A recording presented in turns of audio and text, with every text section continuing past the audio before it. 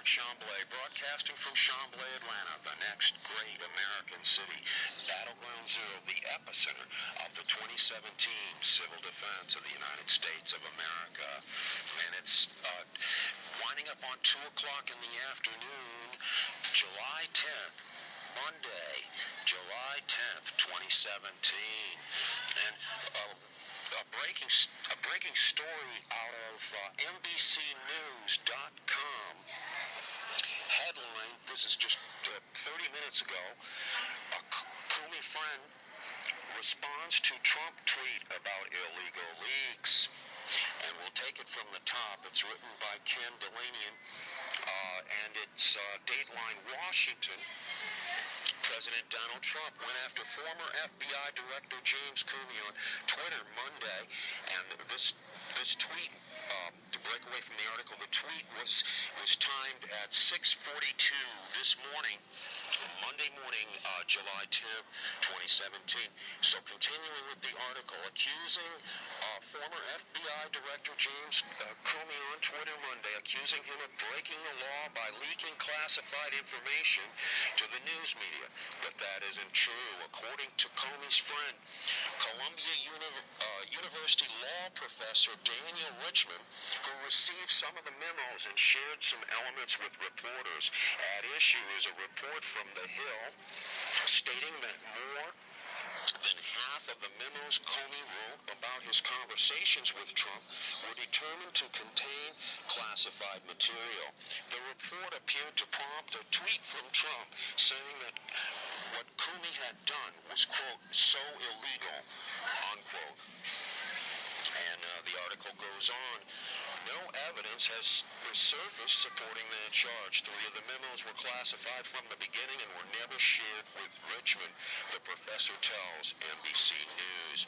The article goes on and is basically saying that some of the memos were retroactively classified, very similar to the H. Clinton email situation where many emails were retroactively classified, and it mentions that all these things are in the hands of special counsel Robert Mueller. But we've said it before that Robert Mueller is going to examine the actions in 2016 and 2017 of former director James Comey, and Robert Mueller is going to exonerate or justify, absolve former director James Comey on the basis of national security, that the things that he found out as far as the origin of the leaks, the hacking, the dirty tricks, really was not Russia, but the anti-Trump Republicans that were never Clinton, that became never Trump, that became never Clinton again. The great deal just in July of 2016, the great deal that candidate Donald Trump made with them to get the nomination, and they would get their power GOP agendas. And at any rate, the particular origin was misdirected through middle people hackers and on the way to V. Putin of Russia. And if you remember, candidate Donald Trump, President-elect candidate Donald Trump, made a statement in the beginning that he didn't believe the origin was Russia, but it was his domestic political enemies. Yes, it was the anti-Trump Republicans that were going to do anything they could to stop his nomination when they realized they couldn't stop that. They made a great deal just before the Republican convention. They sent Mike Pence to be his running mate.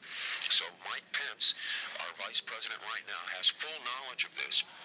And we expect that the Pence Voter Fraud Commission will attempt to control any information that comes out about this massive federal election fraud committed on the part of the anti-Trump Republicans that were never Clinton, that became never Trump, that became never Clinton again, and led by Jeb Bush, who had a series of secret meetings on and March 9th This is the month after he had dropped out of the presidential race.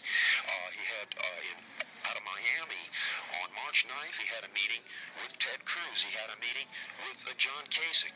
All separately, he had a meeting with Marco Rubio. All these separate meetings directing what would become the Never Clinton Again group, and that these particular leaks, the origin of these leaks, the hackers, the campaign dirty tricks, the manipulation of the voting machines, the Diebold voting machines, Entelinter, Roger Stone, the vote flipping in Florida and Wisconsin that delivered those two states to candidate Donald Trump. But really, H. Clinton won Florida and Wisconsin and would have won the Electoral College by a very slim margin. However, this group, represented by Jeb Bush, Marco Rubio, Ted Cruz, Scott Walker, governor of Wisconsin, Speaker of the House from Wisconsin, Paul Ryan, along with Mike Pence and the governor of Florida, who was always in the Trump corner, Rick Scott. And they found a way through the cyber world, the Bush Spy network, through portals they gained access during the time that George W. Bush was president and Jeb Bush was the governor of Florida. They gained access in the portals in the cyber world to not only hack the election bureaus and change voter data information, as well as to flip votes in the for instance, the Diebold voting machines. And they also found a way to divert the origin of their dirty tricks and their hacking to third in-between people and leave the fingerprint that it came from either Homeland Security or it came from Russia, or it came from a hacker associated with Russia, and very cleverly they have diverted our attention to the true origin of this massive federal election fraud in the 2016 presidential campaign and election. And what we need is a special prosecutor. Robert Mueller is a special counsel. We fully expect him to exonerate President Trump of collusion with Russia. This is Derek Chamblay.